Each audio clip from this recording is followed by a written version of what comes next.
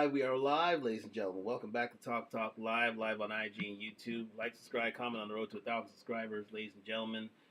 Tonight's going to be an informative night, to say the least, because one of life's great questions is about to be answered tonight by an expert that will be called upon very, very soon, and a special guest. Well, I wouldn't say special guest, but we are featuring the commentary of the Legion of Men.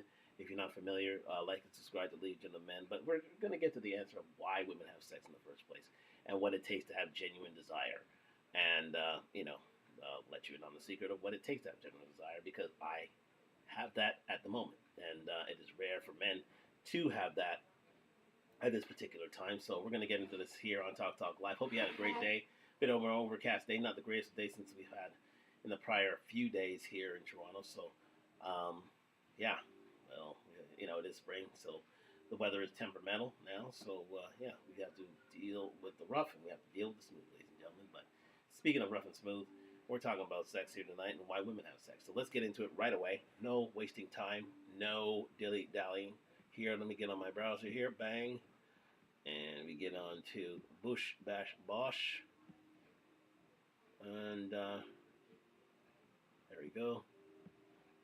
There we are. And, so let's get into it, ladies and gentlemen. Why women have sex, the real reasons. Why women have sex, the real reasons will blow your mind. That is the video put up here by, yes, indeed, the Intentional Wife School. And, looking forward to this here. But with the commentary, shared commentary of Legion of Men. I thought his commentary was brilliant on this, so I wanted to react to both of these guys and move forward with it. And it's a brilliant take on why women have sex and how men all over the world are taken advantage of and quite simply, used in the sexual marketplace, and what it takes to genuinely have genuine affections. All right, so let's get into it right now on Talk Talk Live. Talking a bit. Let's go into this. Yes, indeed, we're going to go to full screen and we're going to get into this right now. So, yes, indeed. Let's go into this, ladies and gentlemen, and look forward to this. Let's have it. Well, let's go back a little bit here. Yes, indeed. Let's get into it right now. Welcome back to Talk Talk Live. Welcome back, Tribe. I have one here from a small channel. Somebody sent me the Intentional Wife School. Why women have sex. The real reasons will blow your mind. It went viral, so she must have been spitting some heat. Get into it. Ladies, let's be honest. If there is no medical condition of... Ladies, let's be honest. If there is no medical condition involved in the reason for your attitude towards sex, you know you have a switch. Well, this switch is a button you can just turn on or off, and when you want to, you can flip that switch with ease. But here is the real question. Why? Why does that switch turn on so easily for the bad boys? The ones who don't even deserve your love, but suddenly go off when it comes to the loyal, committed husband. Another question is, why was intimacy effortless before marriage, but now it feels like a chore? I mean, why does that happen? All right, ladies and gentlemen. So you've heard the premise of the show from the Intentional Wife School, and it's answering a lot of questions, a lot of serious pending questions that have confounded men since the dawn of time, but definitely since the age of feminism and women getting back into the workforce and seeing men for their resources rather than their protection and provision. So let's get into it. Is Javita Akpala? I think she may be South African, but anyways, it sounds like a South African name. But let's get into it. She has the Intentional Wife School, so let's get into it. Let's move this a little bit forward here because there's a little bit of introduction. So let's go. It feels natural, but as time passes, something shifts. The connection weakens, the passion fades, And before you know it, sex becomes rare, forced, or non existent. So, why does this happen? Let's. Well, before Legion Man can answer this, yeah, this is something that confounds and it really troubles most couples, especially as they age, especially as they are closer together over time. Again, the passion wanes, the golden age ends. Life begins. You have, you're paying bills, you're raising kids, you're going on vacations, and and you're going to work, and life takes over. And what was once considered, commonplace and simple, becomes hard over time. So how do you keep that love alive?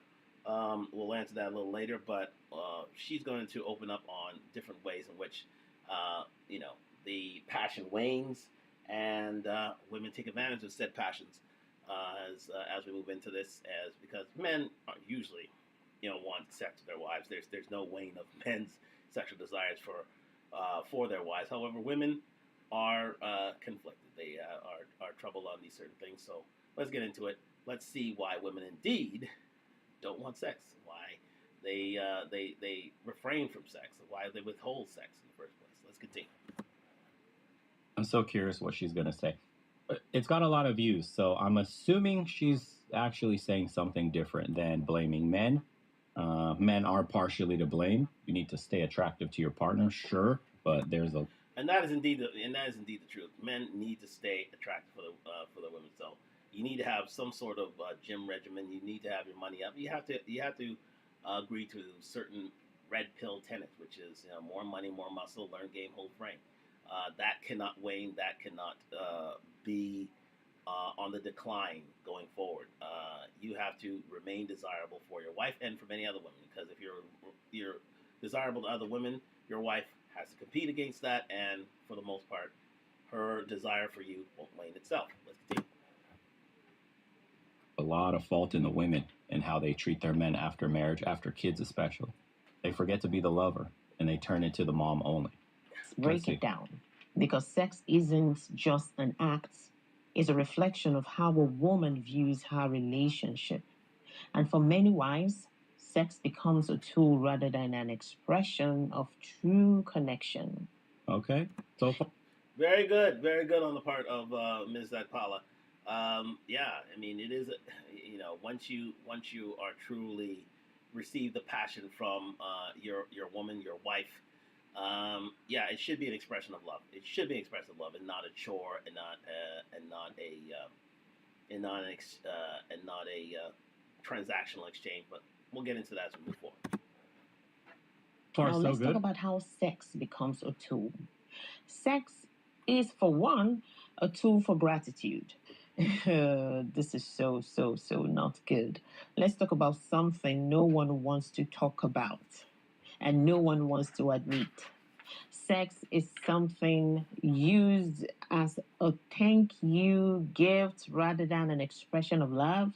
Ever heard a woman say things like, I should give him some tonight. I should give him some tonight. He's been so nice to me.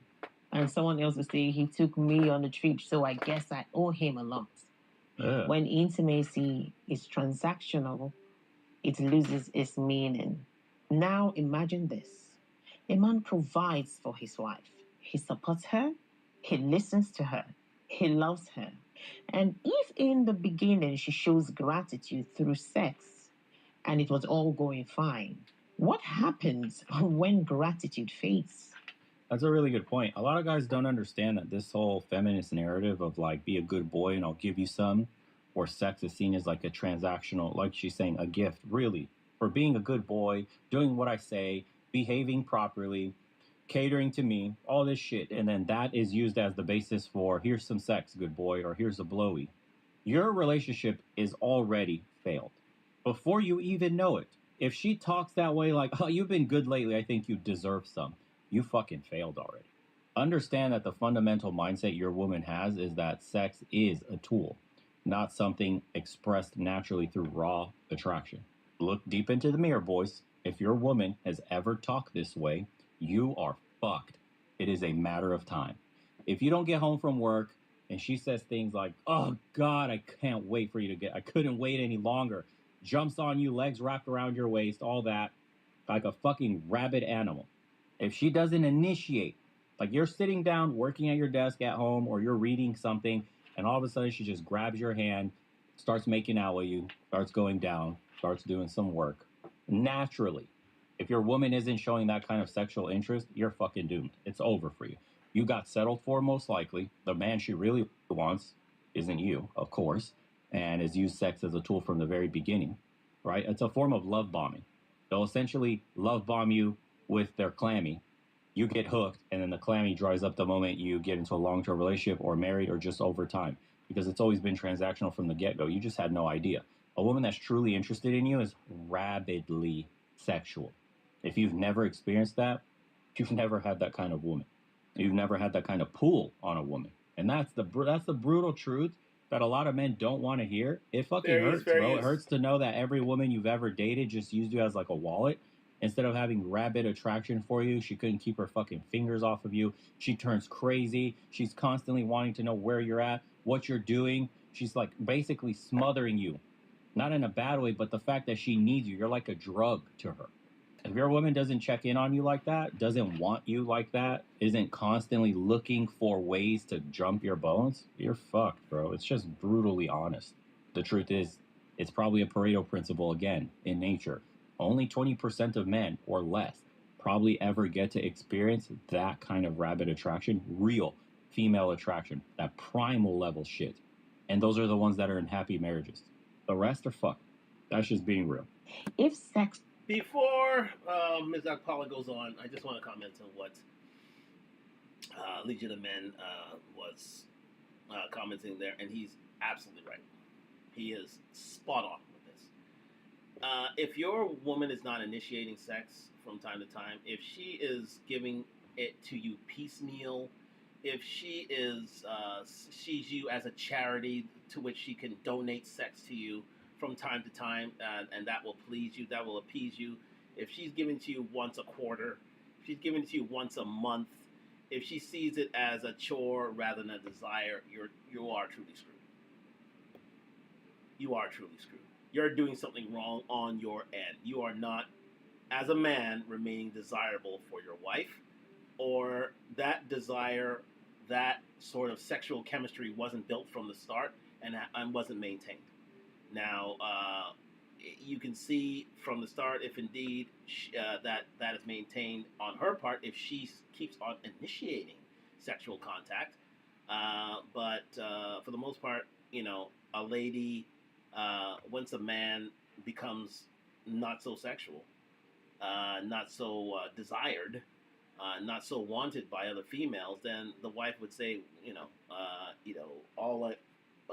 this can become transactional real quick, and all I need from you are your resources, and from there I can do without you, because again, divorce rates are high for a reason. It's because they can see that there's something in it for the female. So if a man refuses to have the marriage, she can get it on the other end, saying, you know what, I can get you in a divorce, get the child support, get some palimony payments as well, and that will allow me to seek out desire elsewhere. So, as a man, you have to, and this is where the red pill comes in. You have to remain resolute, sharp, wanted, desired. Make sure your money's up. Make sure your muscles up. Make sure you're well maintained. Make sure your game's up. Make sure that you are wanted by a female. But most importantly, you have to make sure as you vet a woman that her sexual desire doesn't wane. That she really wants you from the start. That she can initiate sex from the start. If you're always initiating sex from the start of a relationship, consider that, bad news. And you must move on, because she'll only see you as transactional if other things in your life are truly in alignment. And she'll siphon money from you, and she'll give nothing else. No love, no desire, no care, no want of sex. And and sex becomes tiresome, sex becomes boring, you seek it elsewhere. And once you have that desire from elsewhere, she can turn around and take you for what you will through a divorce, because divorces are no fault. Get it? Let's continue. Was never about genuine desire. Once the thank you wears off, the connection crumbles. Sex should never be a reward system. If it is, it's only a matter of time before it stops completely. So, number two, sex as a tool for security. Some women use sex as a form of currency for security. If a man provides a home, pays the bills, and ensures stability, intimacy becomes an unspoken exchange. If she feels safe, she engages. If she doesn't, she withdraws. But here's the problem: when sex is a trade, real intimacy disappears. If a wife only connects when the need or when she needs something, is she truly in marriage or just using her marriage? Let's flip the script. Imagine if a husband only gives his wife attention when he wants sex. How would that feel? I know this happened that some men do that, but their worth in marriage is reduced to what they provide. This is why many good husbands feel unloved, unseen, and emotionally abandoned. Number three. Okay, before we get into sex for comfort, ladies and gentlemen, you heard what the lady said about sex for security and that, and yeah, I mean, if a man, gives that security, and a woman, as a result, gives you sex, and there's no genuine desire behind that, that can definitely lead to the end of a relationship. Women, all men have to suffer from this. Sex for security, for your protection, is one thing, but again, you can't allow sex to be charitable. If sex becomes charitable, if sex becomes just a function instead of it being genuinely desirable, there's a problem. If she doesn't initiate sex from the start simply because of your protection on a regular basis, then there's a problem with that. I mean, you being the protector of any woman, a woman should indeed want sex with you, but that sex should be of a genuine desire for you to have sex, because you are the man in the house, you are the protector, you're the one who will save her life if necessary, and for that she is totally grateful to you. So therefore, she is beholden to you for sex. And yes, indeed. Lana's come in with a comment saying that's straight out of African Christian wife playroom and performing your wifely duties. Yes, indeed, it is performing your wifely duties to a point, but that's the security part of things. But it should be a point where, for my security, because we're going to extremes here. If a man is, jacked and he is ready for any sort of physical confrontation with anyone, and a woman automatically feels safe, automatically feels protected, and she is willing to give her body to him, and because of his desirableness and because of the protection that he provides, the security he provides, then that's all well and good. Now, when things are severed, and just because a man has a gun at home, but he hasn't built himself up to any certain level that a woman would deem to be desirable, then that's a problem. So therefore, it's always good for a man to stay in shape, for a man to make sure that physically he is desirable, because that is where true desirability comes from. A man being physically admired, not only by his wife, but by everyone else.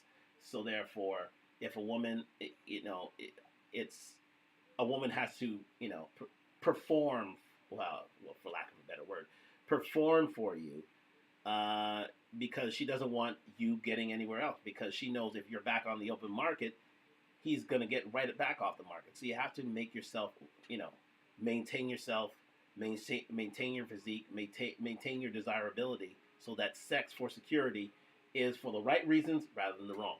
Let's continue. Sex is seen as a tool for comfort.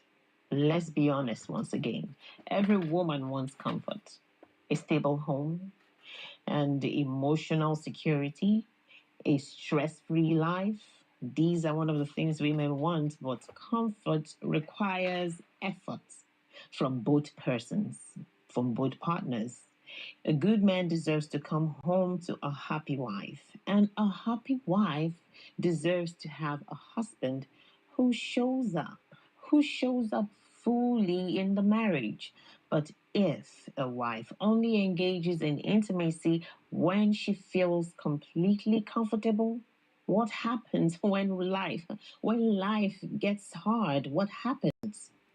What if finance take And I'm convinced this form of negotiation will only ever truly work in your favor when she's genuinely, primally attracted to you. Yeah.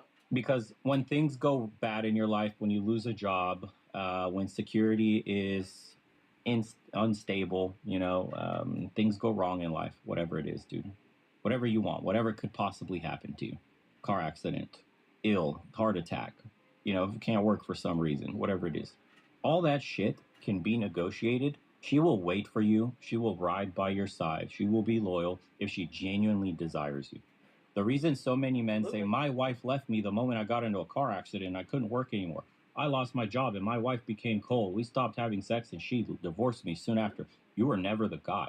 You were in a transactional relationship the entire time where you were providing something. She didn't love you, period, and only gave you maintenance sex to maintain the relationship. You never even got real sex from your woman.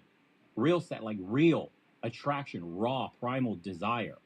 You got the like, oh God, I'll give him a blowy with like dry ass fucking mouth, zero effort and attention, and she's not caressing nothing, bro. She's not doing the Glock 9000. Nope. You're getting the Glock V1 beta trial. Essentially. That's what it is. And the guys that she was dating that she really liked back in college, the whatever, alphas, the jocks, the blah, you give them bad boys, whatever name you want to give them. Those guys were getting the best of her, the absolute naughtiest sex kitten version, the ohs and the ahs that she was screaming for. Those guys genuinely desire, rabidly wanted them in her, rearranging her guts, impregnating her, all the fantasies that women have. She does not have with you, period. I know that hurts your feelings, bro. It's the brutal fucking red pill truth. A lot of guys can't handle that part. They think, well, as long as I do my job, I'm a good little boy. I work, provide, and all this shit, that everything should be okay. I just want some sex. It's okay. Most guys are okay with that. They're okay with that transactional shit. The moment you slip is the moment your woman checks out. Yep. That's why marriages are at a fucking 50+% divorce rate. That shit's way over half. Yep. That's why 80% of the divorces are initiated by women. Yep. Because statistically, it's probable. Pareto principle, 80% of women are in a marriage with a man they don't want to be married to, but he's just comfortable. They're content. He provides. He's secure. He's a good guy. But they have no burning desire for. When men really realize this, you understand how to play the game. This is why some guys that are average here in the West will go out to Southeast Asia and actually get a woman that has real desire for them because of the exotic factor. Because they worship white guys there. Or a black guy could go into an area where black men are highly sought after. You get the genuine burning desire, and that woman is super submissive, has sex with you all the time, doesn't engage in masculine behavior, doesn't fight you for leadership, doesn't do anything, and will stick by your side if shit ever happens.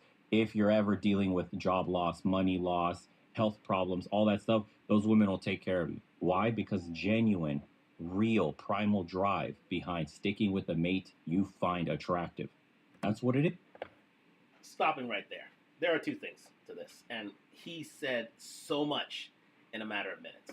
So let me break these two things down. Number one, there's a reason why these men included black men and white men in his scenario, because those are two races of men that can achieve genuine desire for a woman. I'm very, very lucky to be a black man. Very lucky. Because I form one of the two most desirable races of men on the planet today. Like, where women will genuinely desire you if you stay in shape, genuinely will want to sleep with you, and they'll genuinely give you their all when it comes to sex, more or less. And it is up to both said race, and it's due to that exotic factor, as he said. If a black man went to Europe, yeah, he'll find a mate. He'll find genuine desire, no problem. I've been there, I've done it, I've seen it. If a white guy goes to Africa, he'll find genuine desire. I've been there, I've done it, I've seen it. Once you're seen as exotic, and once you stand out from the crowd, if both men go to the Far East, go to Thailand, go to Philippines, go to Vietnam, go to Laos, go to Indonesia, any of these sort of places where you're seen as exotic, yes, you can find women who are genuinely desirable. So, but that's in the case of. But sorry, let me take it this way. But you as a man want to be desirable anywhere. You want to go. You want to know that when you go to any port, to any town, to any city, that you would be that 20% that women desire. You want to know that if I went to, let's say, if I went to the southern United States where black men are ubiquitous, I will still be desired. If a white guy went to Eastern Europe, he would still be desired. You want to be the guy that is desired by women everywhere. Now, getting back to relationships.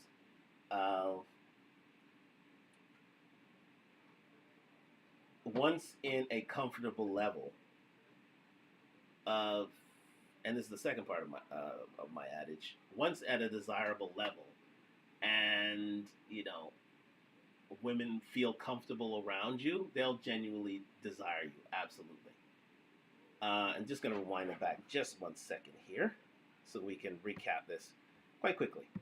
Shit, that everything should be okay. I just want some sex. It's okay. Most surely, that's what it is. And the guys that she was dating, highly sought after. You get the genuine burning desire. The O is in the relationship the entire time.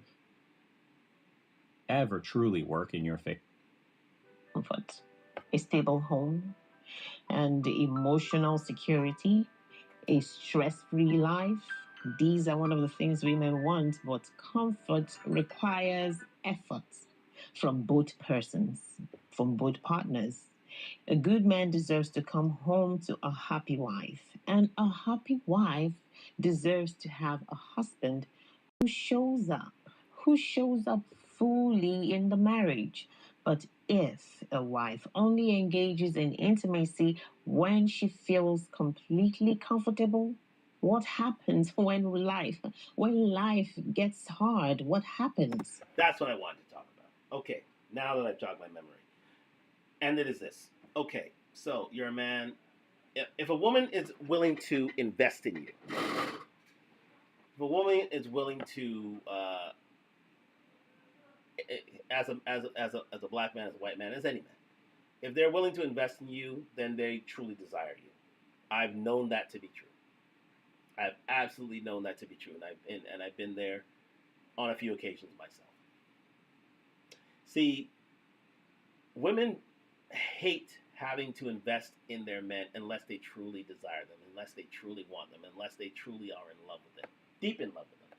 So they're willing to pay for vacations, pay for dinners, pay for groceries, pay for anything, as long as that man stays by their side. And if that man stays by their side, indeed, they genuinely still desire you. And it's a test. It is the ultimate test in desirability. If a woman is willing to, put out a credit card, pull out her debit card, pull out her money in order to invest in you, she truly still desires you. She truly still wants you. If it comes to a point where you, as a man, are paying all the bills, are doing everything, are providing all things for a woman, and she rarely wants to invest in you, then it yes, you're doing your job, but no. But yes, there's also the chance that she doesn't want you anymore. She doesn't desire you. She sees you as a ATM to which she can withdraw at any time, and her genuine. And you have to watch to see if indeed that genuine desire is available.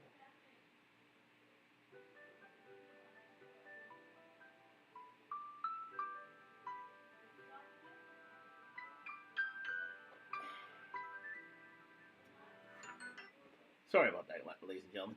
Um, so that is what we're dealing with right now. We're dealing with a case of a woman. If she truly desires you, she'll want to invest in you. She'll want to make the effort to make sure that she keeps you near. Now, again, that shouldn't be seen as a form of emasculating you as a man. I think that is the tipping point, and if she goes too far in order to invest in you, then that may be a problem. But if every a couple times a year outside of your birthday she does invest in you, she does want you, she does desire you, then that's important. That's a really good sign. However, it's up to you to make sure that you're desirable anywhere you go, everywhere you go. So as a man, you have to remain on your form in order remain in good form so that a woman can see you as desirable not only within the home but outside of the home as well. And sorry for the disturbances here, guys. It seems that my phone was put on silent there, but hopefully that will be the end of that, anyways. But yes, so that's what we're dealing with right now. We're dealing with a case of a man who is desirable anywhere around the world and gets that genuine desire if there is a chance that she goes outside the relationship. But if you do have to go outside the relationship, and indeed she is she's still available to you, and if you do have to go outside the relationship and she is wanting still desirable by you and everyone else, then you know you have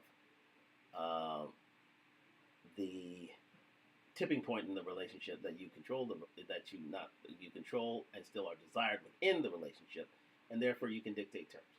But to a certain easygoing respect, but be a gentleman at all times. But still, the desirability is still there, and therefore you don't have to worry. You literally don't have to worry. But again, you have to remain refrained as a man, and the lady in your life is willing to invest in you in order to keep you. So that is one thing that is lost on society, is that with women having this sort of financial freedom that they do, they're willing to invest in their men in order to keep them, because they know the competition for a good man is hard out there. Do remember that. Let's continue. Shit ever happens.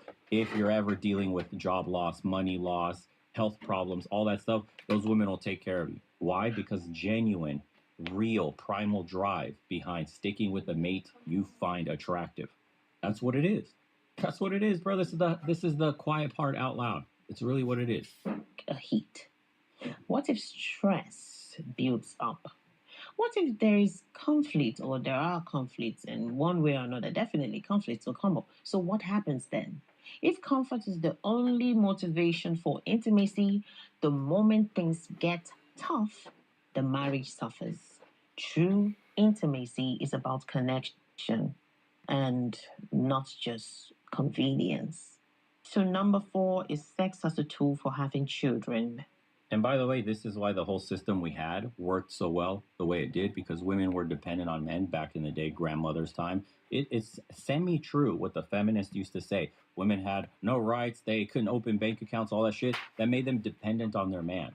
So this transactional version of a relationship was true. It's not that relationships were better back then. It's that the balance of scales made it so that women had to commit more to their partner and keep them happy because there was no other option. That part is actually true. You think your great grandpappy was happier? He was dealing with the same fucking headaches, bro, that you're dealing with today if you have a woman or you're getting married or all that shit. Not as extreme in like the mind virus, but they had their own problems, all the same. It's just that he had leverage, and the women were trained to be more traditional because it mattered more to get a man. You couldn't be a masculine woman with absolutely zero feminine qualities and have a job and survive back then. No, like you were dependent on a man. So women modeled themselves to be more valuable in a man's life. So your grandpappy got more out of his marriage. He could also afford more in general, is the economics of the situation. But for an average man today, the cards really are stacked against you, bro. If you're not in the top 20%, don't get fucking married. Don't even think about it. You should be going on a pump and dump if you could even do that in the West. Long-term relationships for you mean absolutely nothing. Your woman is one right guy, right time, right place away mantra from being taken from you. It's the fucking truth. You have to operate like a minefield in your relationship. You got to be on top every single day, on point with absolutely everything. Make sure you're earning good money. Make sure you're treating her right. Make sure you're constantly keeping her eyes away from, it's so fucked up to say, genetically superior males, like in that Black Pillar dude's video. It's the reason these tenets are so popular, these ignite so much conversation, is because there are some half truths in all of this. This is what we witnessed, but nobody pieces them all together to say what's really fucking happening. Did the feminists have a point? They actually did, partially. Do the red pillars and manosphere have a point? Yes, they did, partially. You know, does MGTOW and does like all other mainstream whatever. Everybody's point actually is half true, and when you go towards the middle, you get an understanding like, oh fuck, here's the brutal truth, bro. If you're at the bottom 80% of men today, in the modern world, marriage is a fucking trap for you. The state will absolutely rape your wallet. You will lose your kids and they will be weaponized against you. You cannot compete with other men that give that variety, that flavor, that novelty that'll be missing from that woman that's with you, who's been with you for so long, but has always been transactional in nature. So the boredom creeps up on her constantly because the raw attraction, the desire, that primal need to have your babies never existed. You were never deemed a high quality man in her life, genetically speaking. But societally, you are a high quality man. You got a good, stable job. You earn good, decent money. You don't have debt. You probably own your house or close to, or have a mortgage and a house or a car, that you're paying off. Off that checklist, you're a good man. But the brutal truth is, we're animals. So if you don't check the first thing that actually matters, attraction, all the rest will always be a negotiation. All of them. All of them. If you do not check off raw attraction, you must negotiate with a woman for every single other point. Always. And this is what she's trying to tell you. You're either attractive or you're not. Then you could use your tools, which is your resources, provisioning, protection, all that bullshit, to get a woman to be with you, to give you a genetic legacy. DNA test your shit every single time. Every single kid you have DNA tested. And if you're not that attractive by Western standards, go overseas, bro, where you become more exotic and you can actually land a woman that has a fetish for whatever your skin color is in whatever culture you come from. And then you can also get genetic, real primal desire from a woman in that sense, where you're fetishized in a way, but you get what those top quality men in your home country are getting. That's the brutal fucking truth. Don't shoot the messenger. Approach marriage at your own fucking, don't heed my warnings then, you know? Use your own caution, your own logic, your own experience and knowledge. I'm just letting you know. This is the part they'll never tell you out loud. Because you'll lose a ton of subscribers. People will be all fucking down you negative. They'll be like, what's the point of even trying? All that stuff. They'll start to spiral out of control when they hear the real fucking honest truth. You never had a fucking shot since birth. And the only way you do is by negotiating desire. And if you are in that position of negotiating desire, you got to max out your fucking body as much as you can. If your face is not up there, you got to max out your bank account, max out your protection, provisioning, all that other shit, and you can't score a woman. But will you have the true desire some guys are born with? No. Could you get it? Yes, if you go overseas, like I told you, depends on the culture that you go to, where they might worship your ass for some reason or another. That's a fetish. Good luck. This is excellent points raised by Legion of Men. Let me say this. In order to achieve genuine desire, number one, you have to be, well, in a way, sexy to the female gaze. And in order to do that, the quickest way, the surefire way of doing that is to get yourself in shape. Some sort of athletic shape that she can fawn after in time. Have some sort of athletic, physical presence that signals her sexual receptors. It's as simple as that. Yes, you can get your money up. That is good as well. That is good as well. But then again, you're seen as transactional. The only way to foster genuine desire is if you are indeed adhering to some sort of fitness regimen. That's the long and the short of it. I tell everybody this.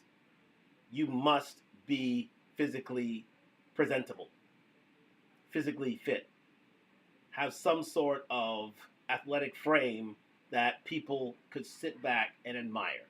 If you do that, you'll get the sexual gaze. Absolutely. You'll get that genuine desire. Absolutely. In good times and bad. It is recession proof. Let's say that. It is recession proof. If you are, even the best pickup artist gets a woman 1 out of 10 times. But that 1 out of 10 times will lead to sexual contact, desirability, and a future relationship and potential marriage, kids and such, if you are seen as sexually desirable. And not only does your wife see that, your wife's friends will see that. Your coworkers will see that. As soon as you're sent out the door, the woman's wants to be all protective because she knows that there's a chance that he may leave. So she has to bring her game up in order to match what you present. There it is, people. But indeed, as Legion of Men says there, if you are less than physically attractive, it is important for you to seek pastures new, move to a place where you are seen as exotic, and you can genuinely there is that possibility for you to genuinely get that desire from elsewhere. I always say, to most men, to black men in particular, head out to Europe, head out to the Far East, head to Africa, even, where you're seen as one of a kind or a few of a kind, and you can gain sexual attraction from women. There is that. However, it all boils down to the tenets of more money, more muscle, learn game, hold frame. But the most important thing is to be physically attractive to a woman. Make sure you have the right haircut. Make sure you dress properly. Make sure you have the right deodorant. Make sure you have the right cologne on. Make sure that you are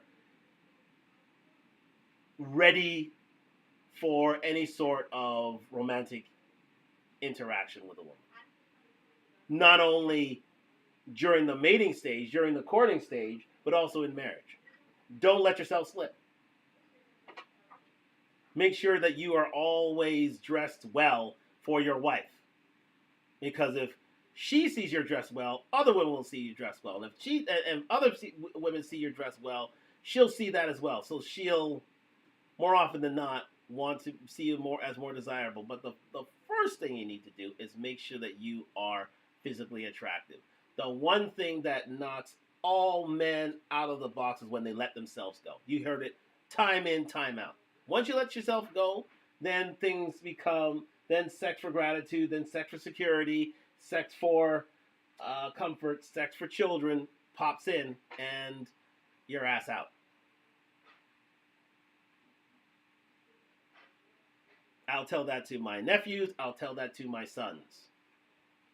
If they come around, because I don't have kids right now. But I'll say that all the more. You cannot. I'll tell you a quick story. The most important day of my life is when my mother put me in front of the mirror and asked me to see, and this was when I was during my fatter stage. She turned around and said, "Is this what you want for your life? Do you want this to continue? Do you want to remain desirable to women? Because the way you're eating right now, your chances at true love and true desire are going to wane." they're going to go by the by.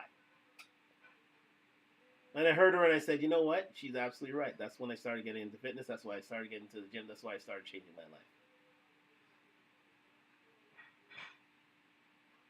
So men, it's important that you see trends, see where you're accepted, go to where you're accepted, but always, always, always stay in some sort of good physical condition.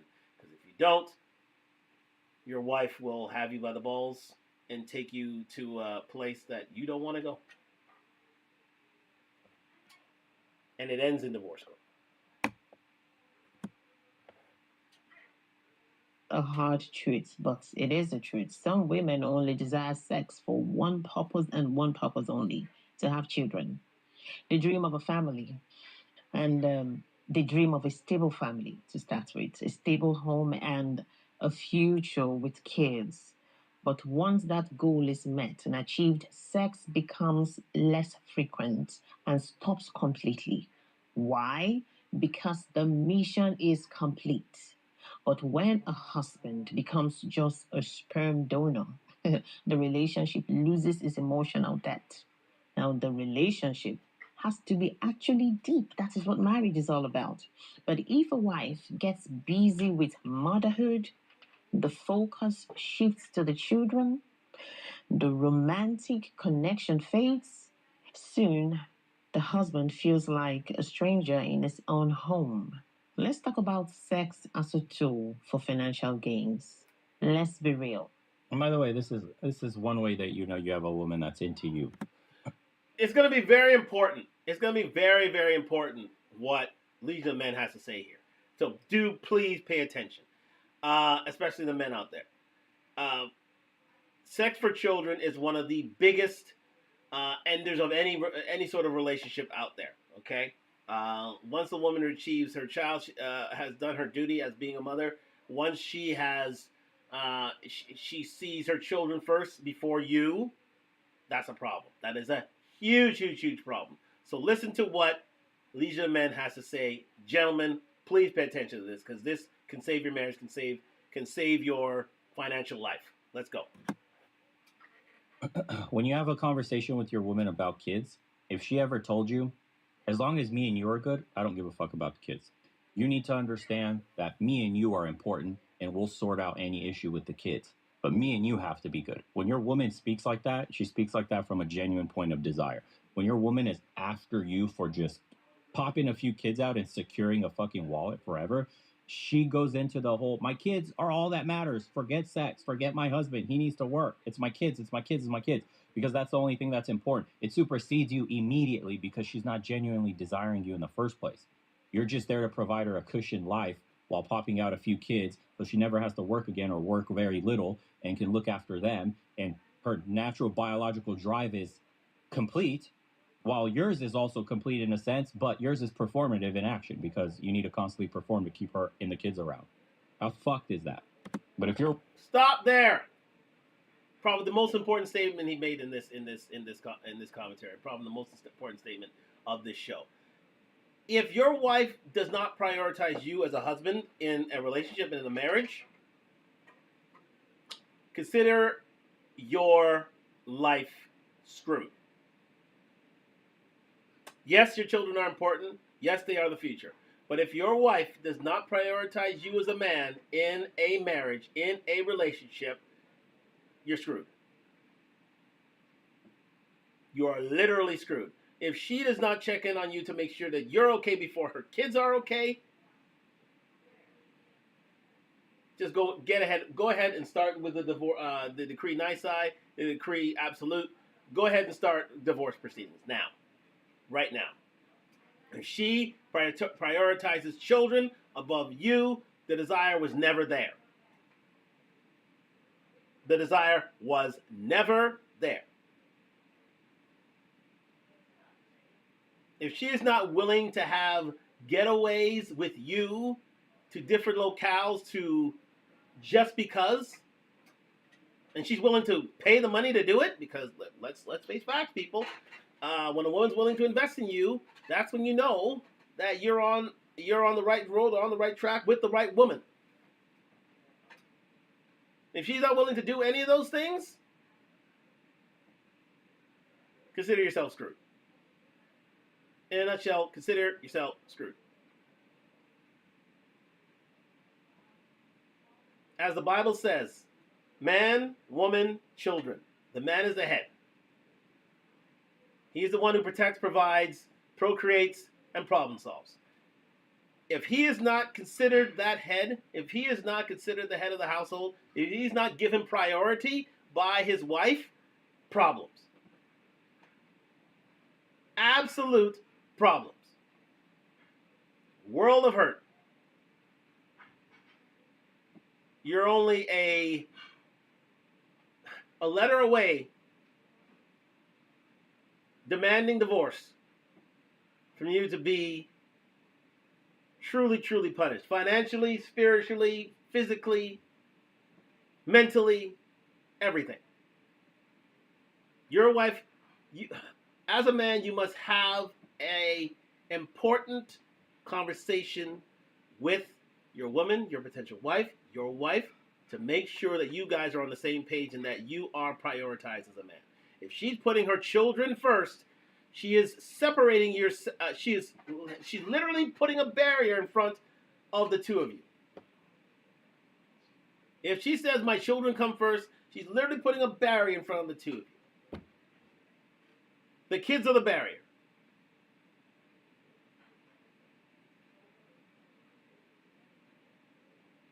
And that will lead to a road to nowhere. That will effectively end the relationship, and then you're living through the kids. You ever heard that? You ever heard of that expression, living for your children? You're living so that you're in this relationship for your children. That means there's no activity. Well, there may be, but very little activity between the husband and wife. That time of romanticism, that time of love, that time of lust, that time of genuine desire has ended. Those home fires must keep burning, and it is the most important fire in your relationship. The most important fire in your relationship. If that fire dies out, if the kids put out that fire inadvertently, that's a problem. You got to rekindle that fire, or else they'll have to move on. Kids are probably the number one, well, next to money, but next to money is probably the number one cause of the end of any relationship. Yes, you have the ability to protect. That fosters desirability, and provide, but you must be considered the head of the corner, the cornerstone of a relationship. Making sure that you guys are okay should be the number one priority in any tryst, any loving relationship, any marriage of any length. Let that be abundantly clear. Woman has a conversation saying, look, I don't care if we have 1 kid, 10 kids. I don't give a fuck. Me and you have to be good. Sex between us has to be good. We need to be an open, constant, honest communication. You need to be satisfied. And if you're not satisfied with me for whatever reason, let me know. Just to say things like, I'll never get fat for you. I'll make sure I'm always attractive for you. I'll do everything I can to have you look at me the way you did the very first day we met. Shit like that. If she's saying that, she's got your needs at her utmost attention. Very good point raised there by Legion of Men. Very, very good point. When he says that, because a woman has a responsibility as well. She can't let herself go either, because there is every tendency for a woman to let herself go. Yeah. I have already had a conversation with my girlfriend that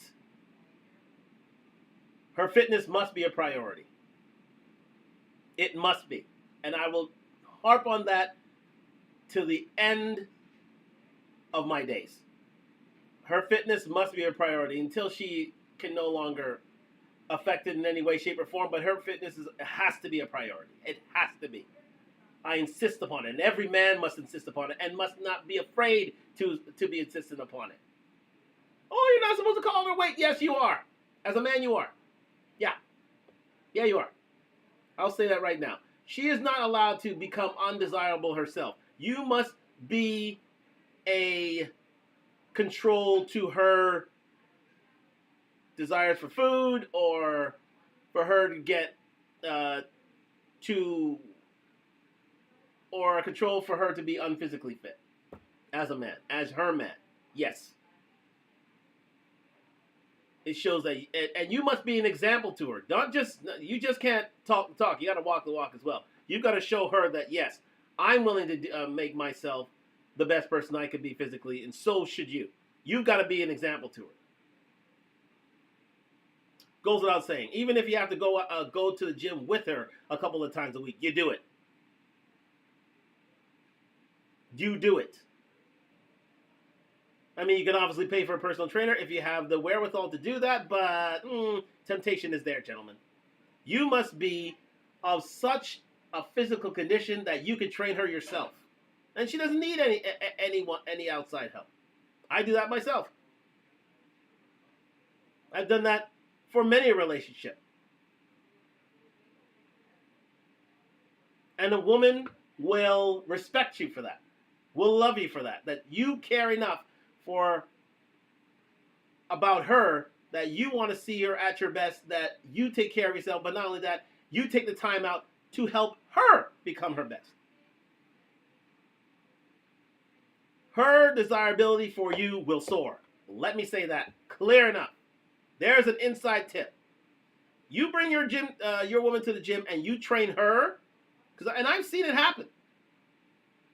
I'm training my woman, and all of a sudden another woman's coming over and she's desiring help too. And believe me, I've been reminded that, that woman came by who wanted help doing this and this and that. Believe me, it's a seed in her head to say, you know what? If she's coming to you for help, you're desirable as well because you're on your fitness game. Bang.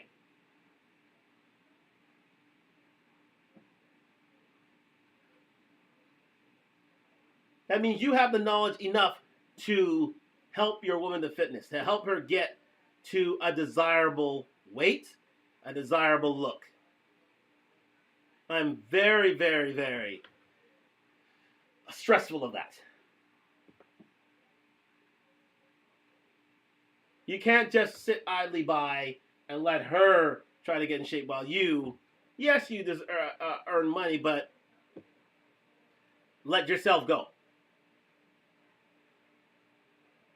You have to be desirable in every way, shape, and form, my friend.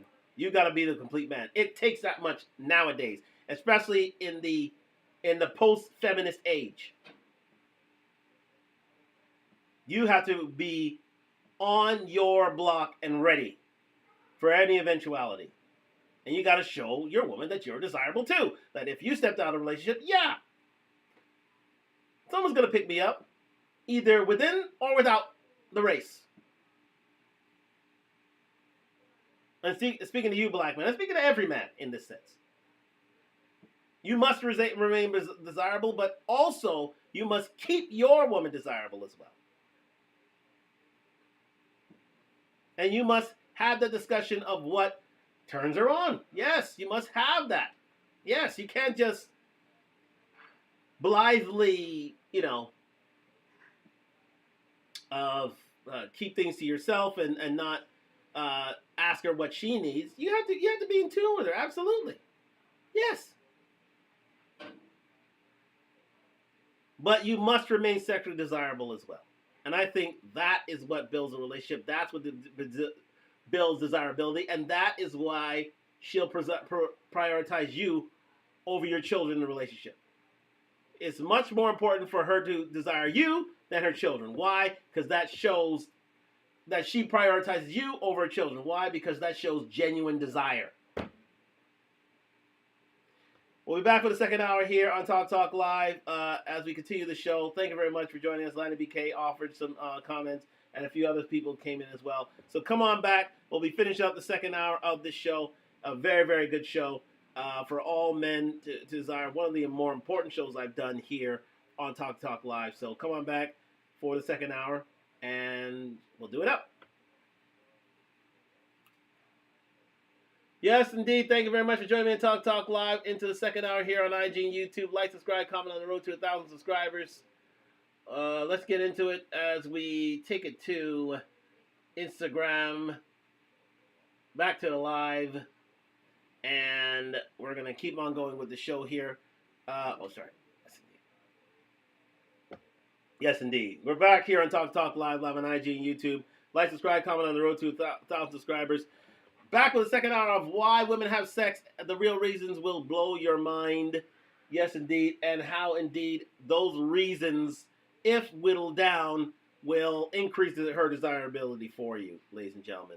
Thank you very much for joining me here in the second hour here on the Talk Talk Live with the intentional wife, Ms. Akpala, the lady giving her 2 cents of why women have sex, and Legion of Men, featuring Legion of Men, and his 2 cents with regards to loving what it takes for a man to stay desirable and for a man to do what he must in order to increase that desirability and that sexual lust for a woman. And we're going to continue into the second hour here on Talk Talk Live. So let's get into this. And thank you very much for joining me here.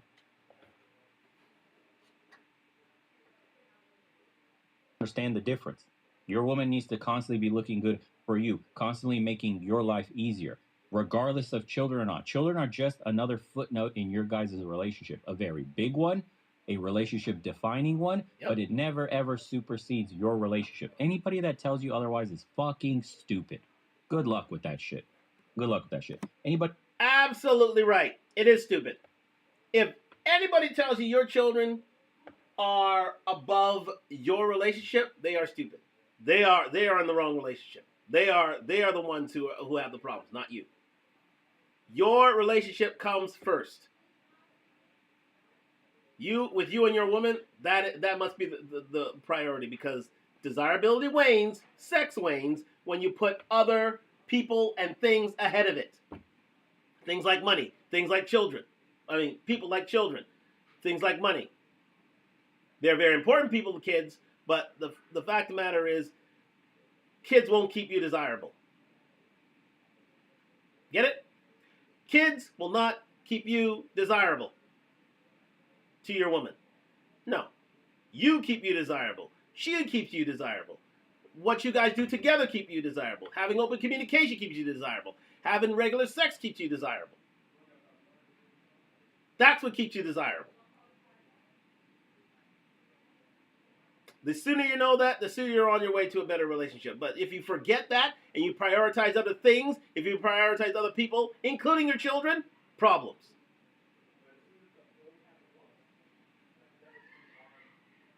Could have put it simpler than that.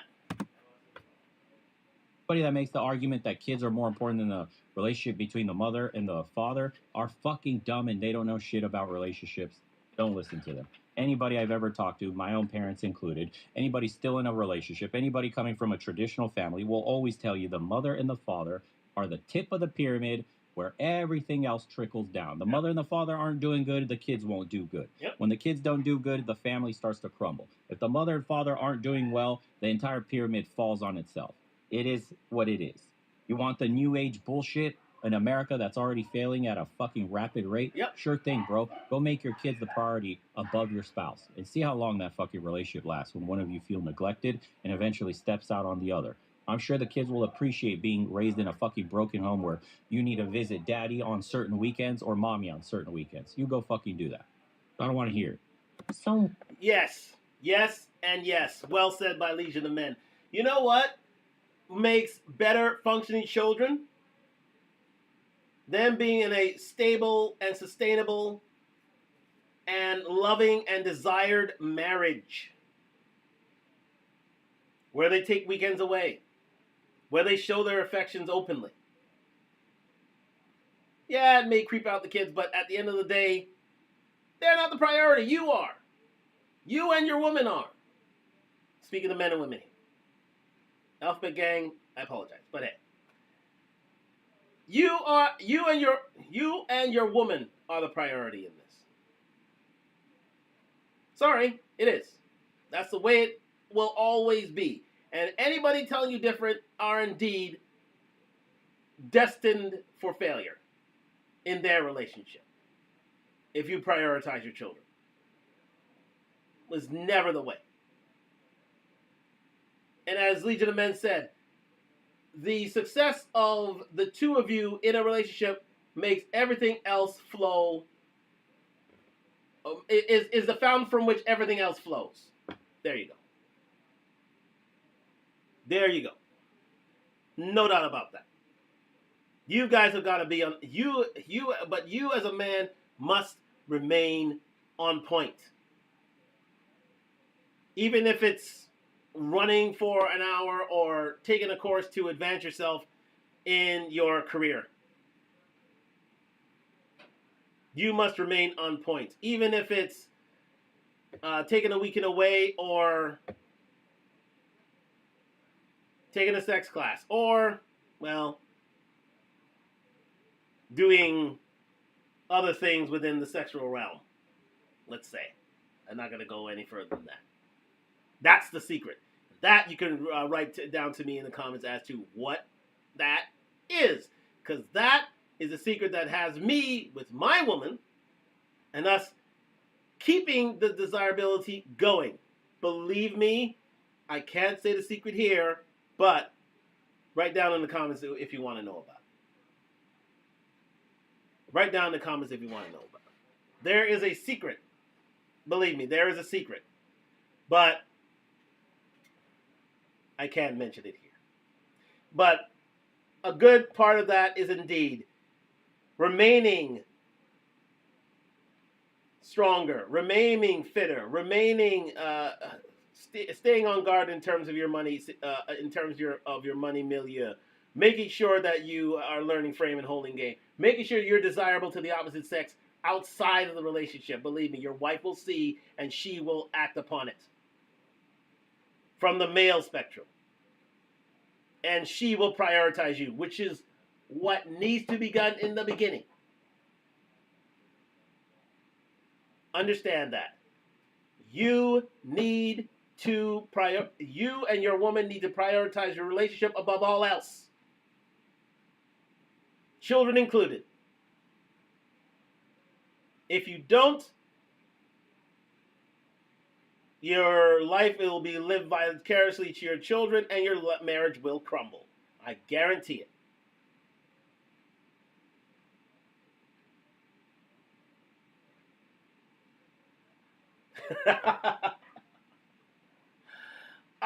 Yes, indeed. Lana BK with a great point here. We do not want to know about you and your girl's private time behind closed. No, listen. Yes, indeed. Again, I am not going to allude to that. All I'm saying is there's a secret to that. I am not going to allude to that. I will not allude to that. That has to be something for a private time away from this.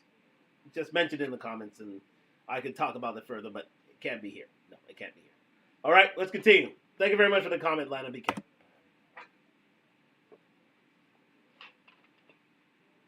Women use sex to secure a wealthy lifestyle. It's almost everywhere. They engage passionately when there is a luxurious trip on the table, when there's an expensive gift involved in almost everything they do, when there's a promise of financial stability. But here's the question. What happens when the money disappears? Crickets, right? What really does happen? If a marriage was built on transactional intimacy, then what happens when financial hardship comes? So does emotional detachment. They come hand in hand. Love should never be based on what a husband can buy. Before me, a man has this saying, I have a rule. If a woman's not willing to invest in you, she doesn't desire you. I may have mentioned it before, but I'll say it again. If a woman is not willing to invest in you financially, one of the worst thing, one of the unhappiest moments for well, it should be the happiest, but one of the hardest things a woman can do is for a woman to pull out her money and invest in her man. But you know what that shows? True desire. She truly wants you. She truly desires you. She finds you very attractive. A woman is not willing to invest in you, my friend. That is pretty much a recipe. It's one of the first signs of the end of the relationship. If she truly sees this relationship as transactional and truly traditional, where what's hers is hers and what's yours is hers, problems. Absolute problems. Even in this age of post-feminism, a woman should want to provide for you. And there shouldn't be a time limit on it. Let me say that. There should not be a time limit on it. If a woman is willing to, okay, as a man, yes, you must, get up, get out, get something. You can't just sit there and do nothing. Yes. Of course, if that's done for a longer period, that wanes. But she should be happy to do it for you if given the opportunity. Not for a long time. Let me correct that. Not for a long time, but for a helpful time. I would say a couple weeks, a couple months, maybe even a couple years, but they won't go that far. I would say not more than a year until you find your feet, until you get your bearings. But this is normal in most relationships. The problem is that in this Instagram age, that is definitely on the wane. But you know when it's not on the wane, if she truly desires you, that's when it's not on the wane. That's when you know that she has your back because she still sees you as a hunk of burning love. She's willing to pay the price to keep you around. And that only buys into the loyalty aspect, and that makes only your relationship that much stronger on both ends. Because a man sees her as loyal, so he's extra bonded to her sexually, physically, mentally. He's willing to die for this woman, willing to be protective, provisional, problem-solving, procreative. And on the other end, the woman desires you because she knows you're a hot mess. Because believe me, listen, it's always been the way for a woman since, well, she's hit puberty. She's always fallen for the guy with from the dark triad, whether he's rich or broke, and then she would give that sort of desirability to him. You see it time and time again. Women willing to, especially in, shall I say, well, yes. Let me say it this way. She's always willing to fall for the bad boys. And usually the bad boys aren't exactly well flowing a cat. But what he does have some sort of desirability. If he's willing to make a better name for himself, that could continue. But if he sits on his ass, that ends quickly. And a woman becomes transactional over time, and that becomes a bitter end. But again, that's besides the point. If you're willing to stay desirable, stay fit, stay on point with your money, stay on point with game and frame, there's no way you can't be desirable. There's no way. The only way is if you're ugly to the bone, and then therefore you have to seek pastures new in order to find your woman. But a woman is out there for you, believe me. If you follow the tenets, a woman is out there for you. Guaranteed. Let my Meet a Man legion of men continue.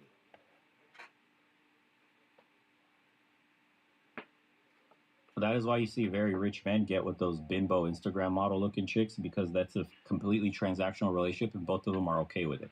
He's rich, so there's never going to be a downturn for him, economically speaking. He's never not going to have money. He's a multi-millionaire, his life secured forever and for his kids. So he gets a model looking chick that does not love him, only fucks him because he's got money, and that works for them because he's got an overabundance of resources. See Elon Musk. There he is. There's a reason why he's got 11 kids. Most of them are very transactional. Let's continue. So he's going to have his sloppy toppy, and it's going to be a level 10 effort every single time, or else that chick's going to kick rocks and lose all the literal cushion lifestyle that she just secured for herself. That's the extreme that you need to be at if you want to secure that kind of shit. And then on the other opposite end is the guys that are genuinely good looking and attract women, and they literally give everything to this guy. That's why you hear women getting broken all the time and complaining about men on social media, about dating apps and getting pumped and dumped by absolute chads. This is what's happening. This is what it calls to. This is what alpha wit. Chads and Tyrones. But it's true. The two most desired men on earth. Women are willing to give anything for them, even if they have little themselves. But at least they'll get a genuinely desirable woman if she has a billion reasons. Yeah, exactly. There's a genuine desirability for these men. Even if they're broke, they'll still get at least one night of a woman's genuine desire. Any Jad or Tyrone. The point is, every other man out there needs to be as close to Chad or Tyrone as possible. You may not be a Chad or Tyrone, but try and get as close as possible. Chances are you may end up with, perchance, an ordinary girl. But that's what most relationships are based on. Ordinary people getting together and building a life with each other. Doesn't take a rocket scientist to know that. So, you need to be as close to that Shadow Tyrone, as close to that desirable level as possible. Not only in finances, but also in physicality and how you present yourself. Once you have that, yes, you'll get one woman. You can get at least one woman's best effort. It's all about finding that perfect, well, I would say perfect, but that woman who's willing to yum your yuck. If she's willing to yum your yuck, my friends, you're onto something. On your worst day, if she's willing to drink your bathwater, cook and clean for you, and genuinely love you for who you are, you're onto something. Despite the looks. Because there is a hierarchy, people. There is a hierarchy. But it's just trying to get as close to a Chad or Tyrone as possible. If you let yourself go, it's your fault. But you must insist on keeping on fighting if you want that genuine desire. Because it doesn't just exist in a vacuum. You must want it. You must want it more than your woman. So much so, your woman wants to take notice and say, why is he always in the gym? Why is he always working? Yes, because he wants the best for not only himself, not only his woman, for his future family, but he wants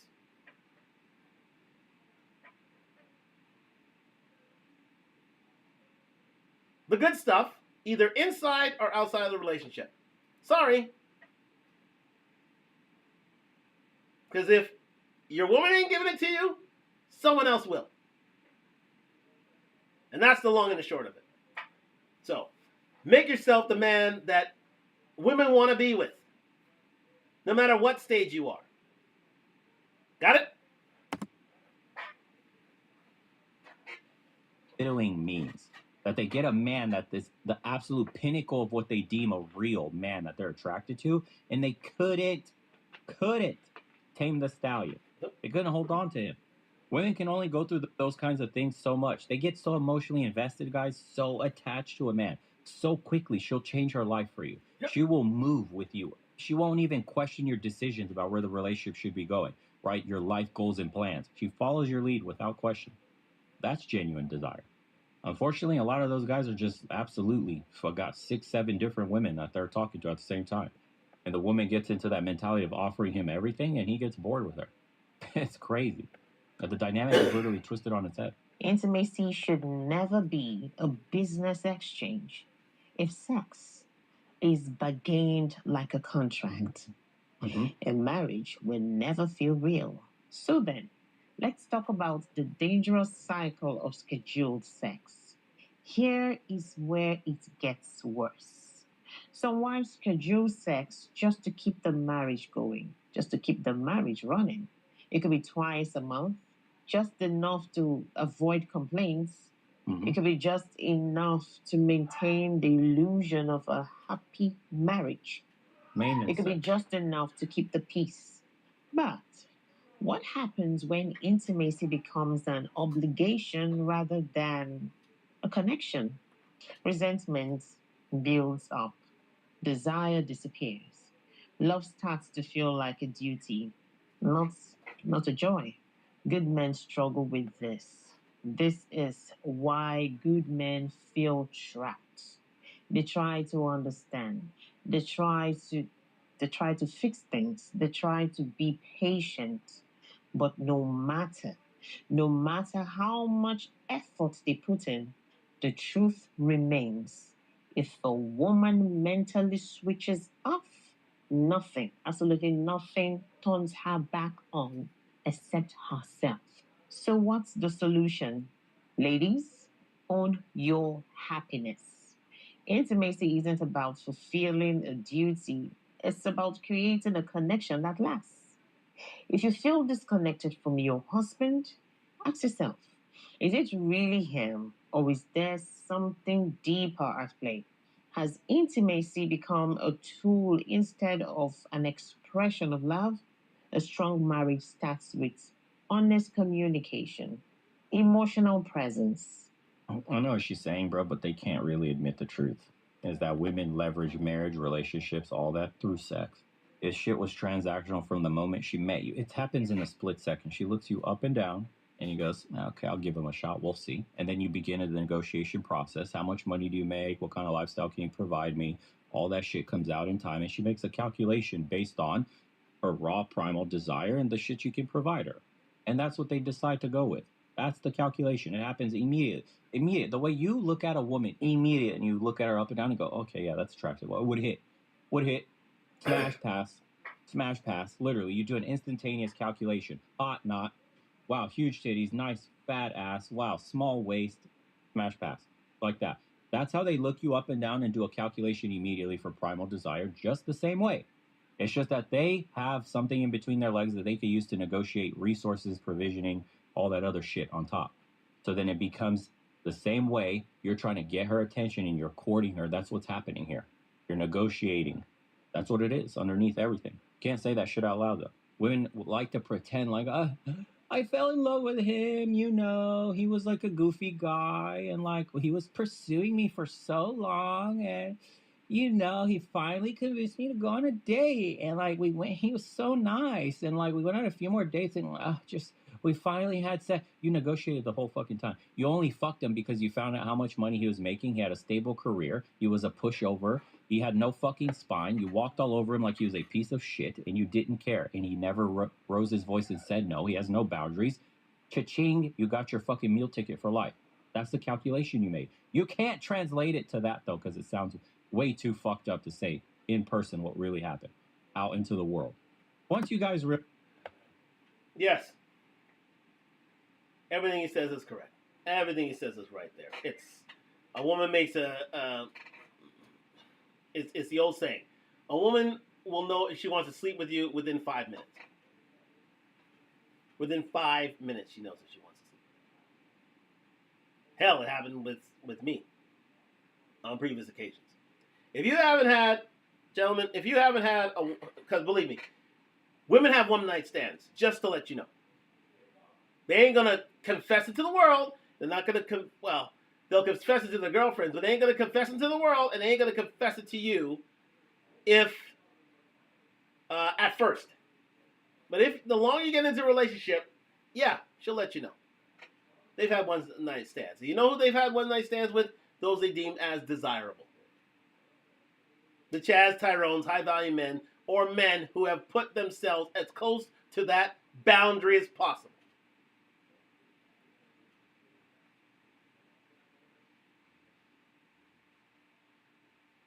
Have you put yourself? If you are a man who have not put yourself near that boundary as next to that boundary as possible, there's trouble ahead. Do what you have to do. See who you have to see. Be with who you have to be with. But you must change your life to make that a reality. The sooner you can make that a reality where a woman can have a one-night stand with you, the better, the more desirable you will know you are. What can I tell you? Let me repeat that. The sooner you can have a one-night stand with a woman, or damn near close to it, for little to no money, and this is game that most men around the world know about. Most pickup artists know about. Most Chaz and Tyrones know about. If you can have a one-night stand with a woman, if you so choose, or if you've had a one-night stand with a woman, you know how desirable you really are. If there's an overabundance of one-night stands that you've had, as bad as women say it, but they all engage in it, you know how desirable you really are. You know your game's on point. You know your muscles are on point. You know your money's on point. You know that your frame is on point.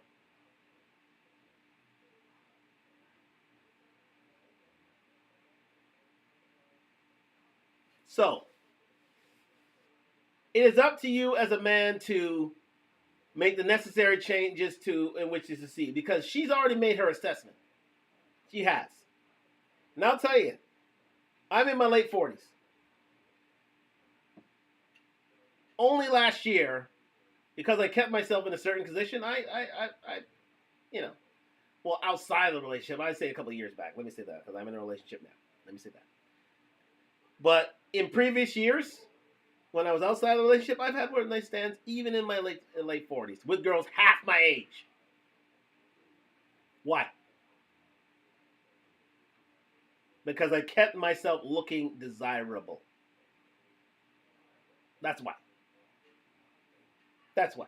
Because I stayed in the gym, kept my money on point, stayed out of trouble, didn't have a multitude of children.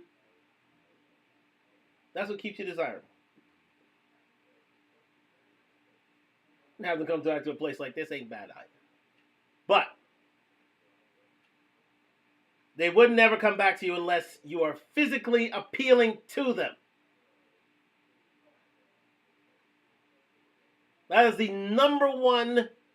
Look like a protector. I always say that to anybody who asks me. Look like a protector. If you look like a protector, chances are you can get, number one, get laid. Number two, get laid on a first night's notice.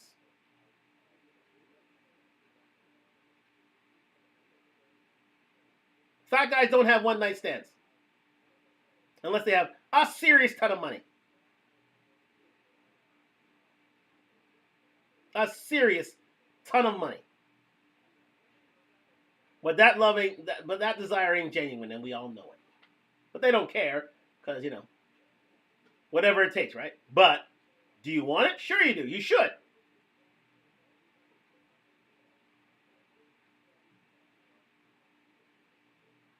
So you must remain on point with your muscle and your money and your game and your frame.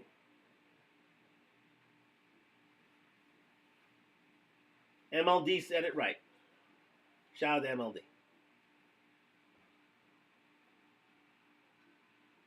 But there it is, people. That's the essence of things. Women make snap judgments, and men make snap judgments. Sorry. Men make snap judgments. Men will say they're hot or not. Men will say that they're, for recreational use only, or if they're for relationship purpose. With women, it's the opposite thing. They'll say, I'll have sex with this man or not. But if a woman wants to court you, that's not genuine desire, guys. That's a recipe for disaster. It really is. It really, really is. You should as Kevin Samuels once said, you should be able to sleep with a woman within 3 dates. That's when you know she genuinely desires you. Okay, you don't want to be known as a hoe, but she genuinely desires you. She genuinely wants to hop your bones. But to keep that going, you need to stay on point with regards to all those things I've already alluded to all night long. Not only within a relationship, but also within the marriage.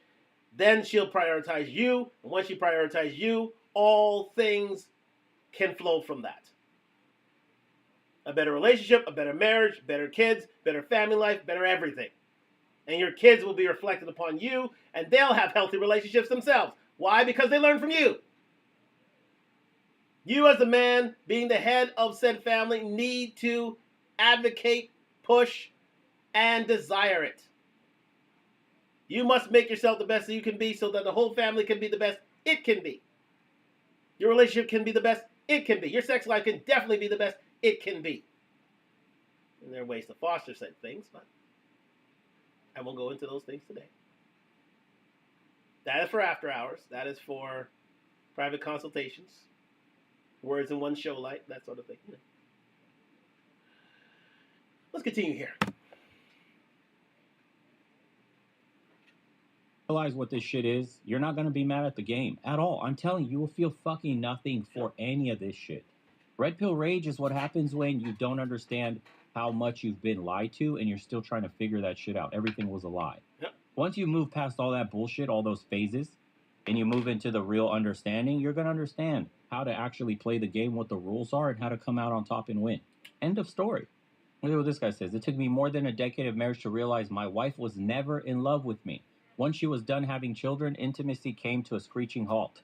I was a means to an end, and love was Stop never that right there. Let me rewind that back one more time so they all can hear that.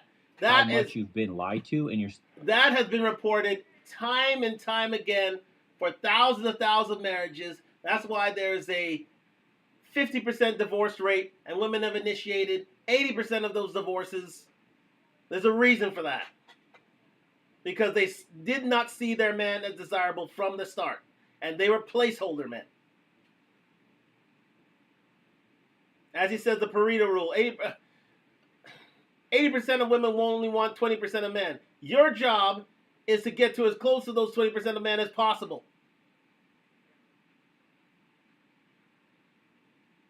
So, it's up to you as a man. It's truly up to you. Or you can end up like a man like this. He's about to read out today. And this has happened millions upon millions upon millions of times. With regards to relationships in the West. I know about the East. I think a little Eastern relationships, or in patriarchal societies where marriages are more tradition, women are willing to stick it out a little bit longer due to shame and due to religion.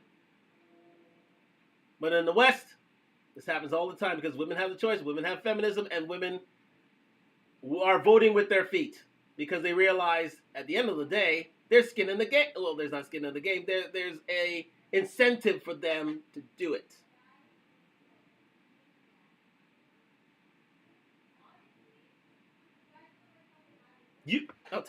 I'm going to say something controversial when this is all in. I'm going to say something controversial in just 1 second.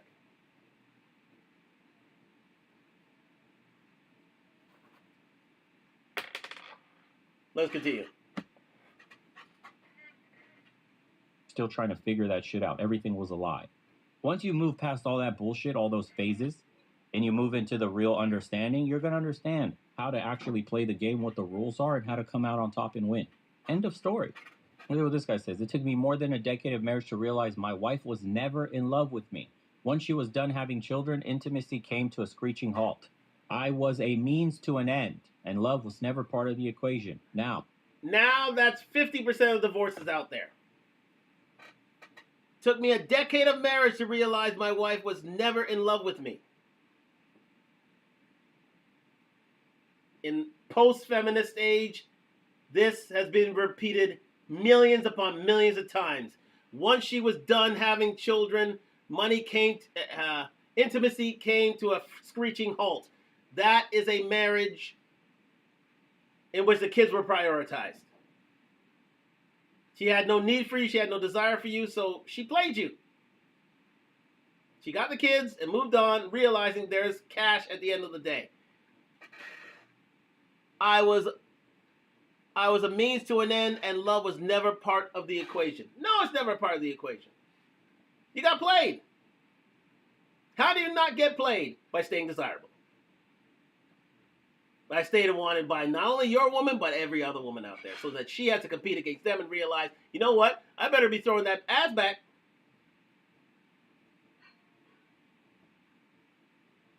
Even at my 5'9", 230-odd pound frame. Mostly muscle. I'm still able to obtain desirability because I try to stay as fit as possible. I try to look as good as possible. I try to learn game and hold frame, ladies and gentlemen. I learned them from the best. Learned it from the best. To a point where now, and I got into a certain way of life, as they say. That helps too. Especially in the sexual department. I'll let you fill in the blanks, but can't say it here, can't say it there. Private consultations are available. Let me know down in the comments. Here, or on Instagram. Let's continue. We're finishing up the show, ladies and gentlemen. Oh, look at what this one says. My wife and I have been together for 20 years. We've been through a lot of challenges, so she stuck by and listened. And we jump on. And she invested in him. I guarantee it. When he was down, she was there to hold him up in this post-feminist age and was willing to invest in him so that he could get by. If that's the case, believe me, she has a genuine desire for you, and your sex life will never, ever wane. Continue. On each other all the time as if we first met. Do you see what I'm telling you here? I haven't even read these comments. We jump on each other all the time. I will translate. She loves me with raw primal attraction, just like the first time we met when she was handing out the clammy. This man was definitely one who kept himself in a good physical condition.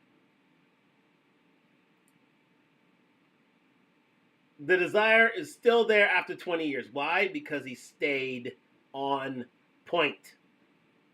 I can guarantee it. Non-stop jumping my bones, primal desire voice. Listen to this. Some would probably say it's excessive how often they're knocking boots. Our connection is just different. Translation, I'm actually attractive. My wife actually found me genuinely attractive. I think what we learned about our marriage is that we continue growing together, not apart.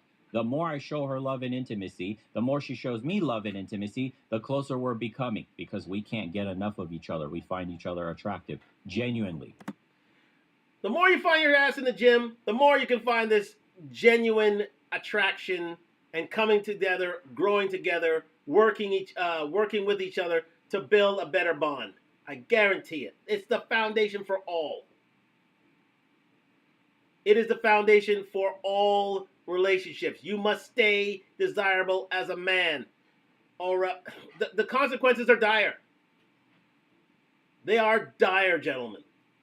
That's how serious this show is. That's how serious these warnings are. Because once a woman loses genuine desire for you, it's over for you. And the system is set up so that she can win. You can't afford to get lazy. You can't afford to get overweight. You can't afford to get obese. Because not only will you not like the choices that are available to you, but she will leave you as a choice.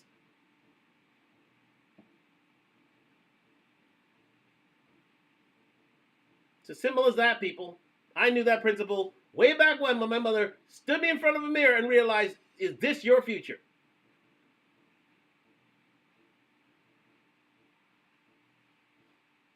And then from that day, I learned a very valuable lesson. If I want genuine desire, I better get my ass in gear.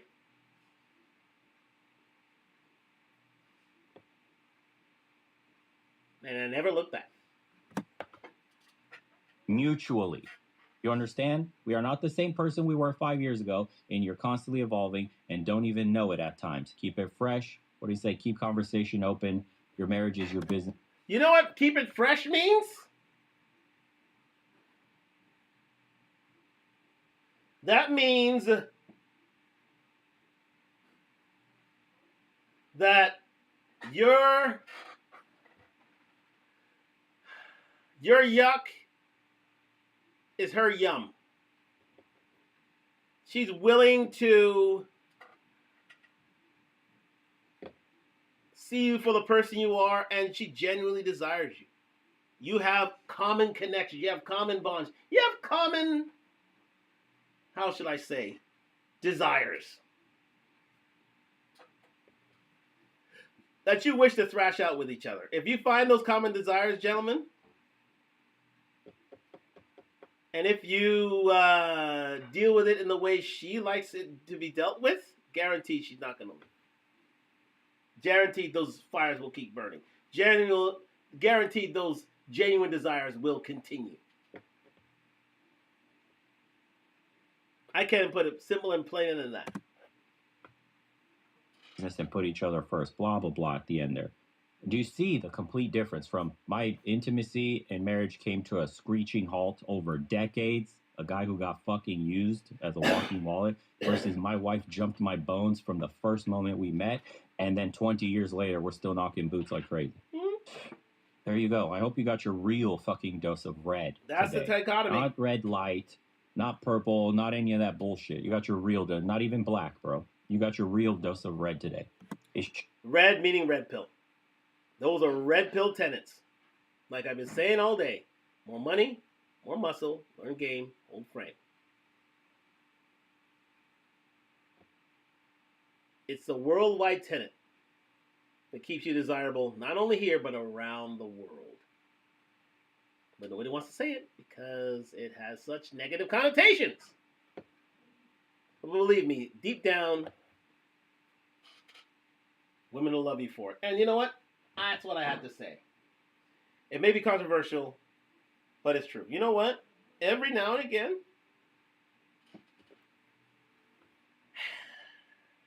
right. Now let me put it in a very colloquial sort of way. Every woman wants to be your inner hoe. There is one woman, I'll say this. There's one woman who wants to be your inner hoe. She wants every nasty desire, and women have some nasty desires, believe me. They want every nasty desire to be fulfilled through you. Once you make her yum your yum, you're off to the races. No man can take your place. She'll stay genuinely fit and desire for you. You have to treat. She has to be your inner hoe. Because one woman wants it so nasty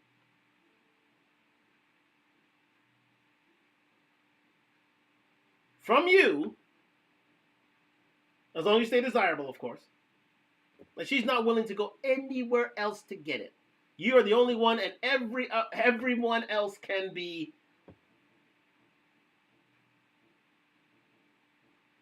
laid asunder and put to the side. She wants to be your inner hoe. You must bring it out of her, though. The only way to do that is when things are in their formative stages, you stay on point, and you find out what she likes to do and the way she likes to do it. You stay fit enough to do them. Keep your career to a certain extent on point, and even if you're in the down times, you're still doing it to her in such a way that she is still considered an inner hoe, and yet I don't mean to be crass or don't mean to be condescending about this in any way, shape, or form, but I'm meaning to prove a point. She'll love you rain or come shine. Pardon the pun.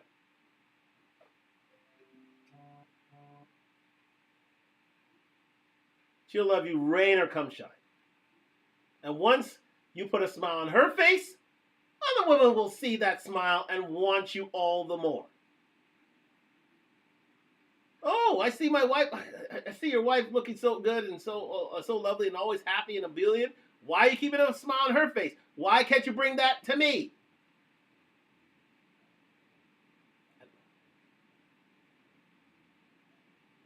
You must always remain on point with her desires. You must always have her as your inner hope.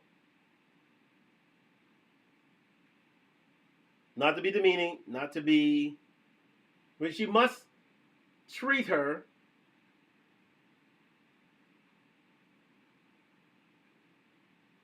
and sexually satisfy her to a point where she wants it from nowhere else. She will do the nasty, and believe me, women, when they want to be, can be very, very, very nasty with their sexual desire. More so than you know. And other men have seen it, but you may not. Why? Because you refuse to educate yourself. You refuse to have the money, have the muscle, learn to get, even average money. She's willing to work with that if you have muscle, game, and frame. All these are red pill tenets. And she's willing to reach into her pocket to make sure you stay because she likes the way you treat her like you know what.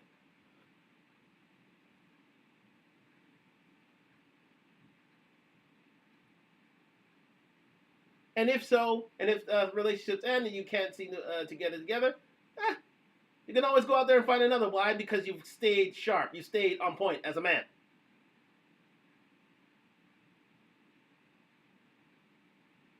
From the time when you are making your way in the world to the time you're a silver fox, as I am. So take heed of that. Let's just finish things up here.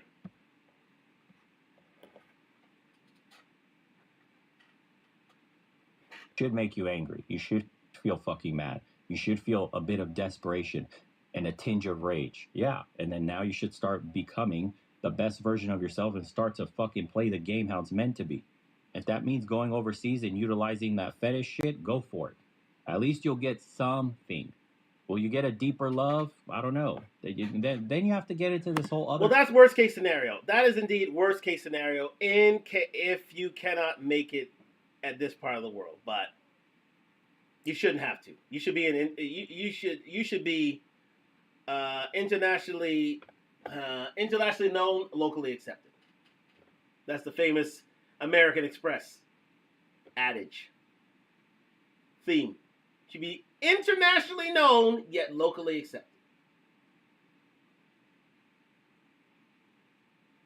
Because believe me, as Fresh has already proved, women on this side of the world don't really care if you get their love from everything else. They want to make sure, so you have to make sure that you're desirable in this part of the world. It's up to you. Because the world ain't gonna, some people have genetics and are born with it, fine. But however you gotta get that genuine desire, do it. If you have to rock climb, do it. If you have to go to a CrossFit class, do it. If you have to cross country ski, do it. If you have to walk, do it. I've had nephews who come seek me out saying, how do I become generally desirable? Get yourself fit.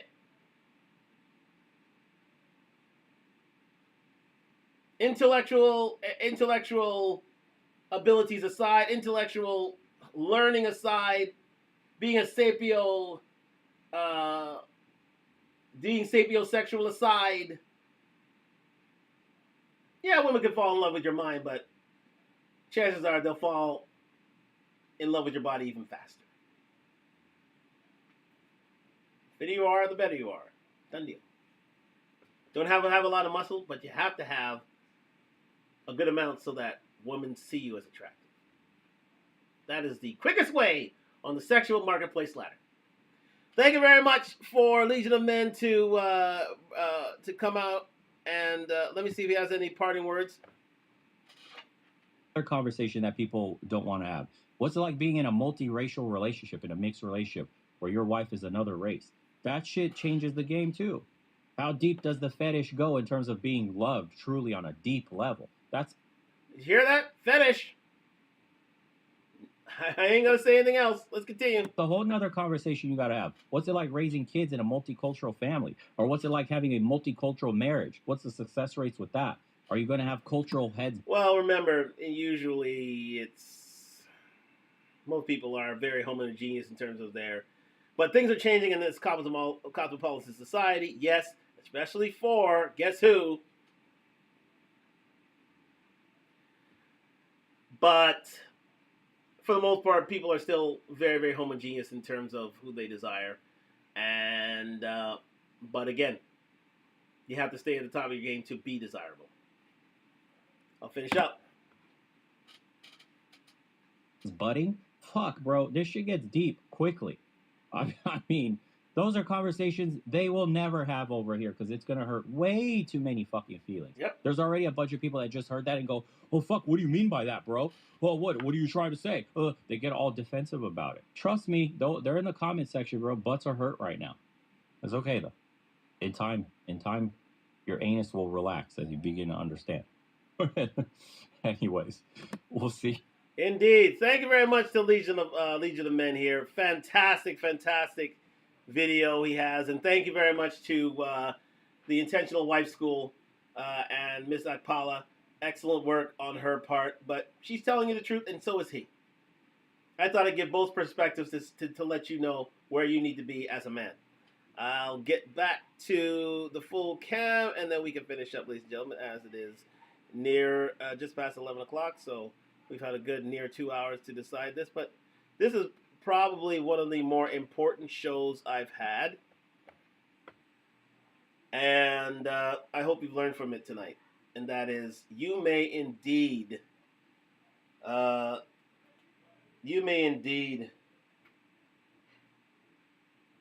want desire, want love, but you're gonna have to work for it.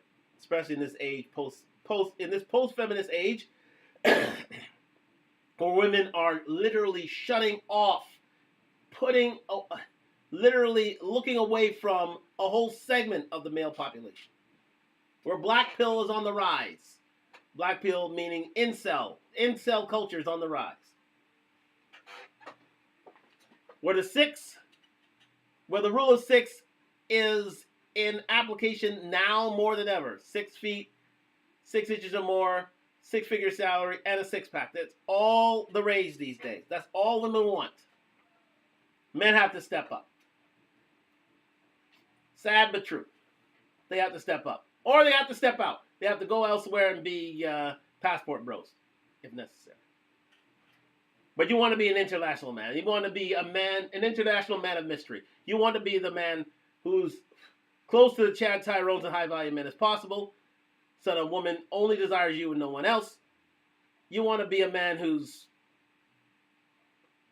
has his game right, who has his muscle right, who has his frame right, and has his money right. I mixed that up, I think. The only way to do that, but the one thing you need to do is to get on the sexual property ladder is to make sure that you are, and you have, the look of a protector. Once you do that, a woman's general desire of you genuinely increases. Even if you're 4'9", 4'10". Listen, fictitiously, Wolverine was about 5'4", 5'3", 5'4". He still bagged so many women. Why? Because he was jacked and had claws. But there you go. He was not more than 5'3" himself. Kevin Hart, he's only 5'3" himself. But he still remained desirable because he had a special talent, a special skill that that made him that endeared himself to the ladies, that made him have more muscle. But he still stayed in shape. Hell, Dave Chappelle had to get himself in shape because he didn't want to get pushed around. Funny, huh? But this is such an enjoyable show because it just shows that for men, all is not lost as long as you stay in the game. As long as you prioritize yourself in the relationship, especially when you have a family. It is about you and your woman. Yes, yes, and yes.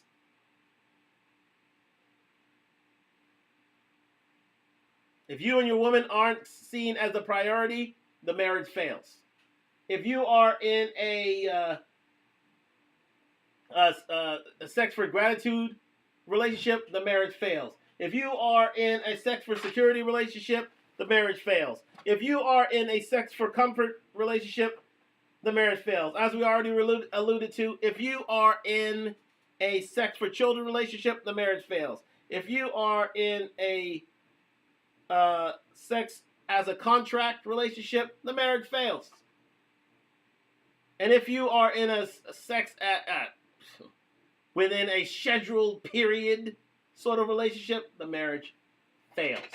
You must make sure that your woman, the woman in your life, is available for you and initiates for you at all times, and she brings out her inner hoe.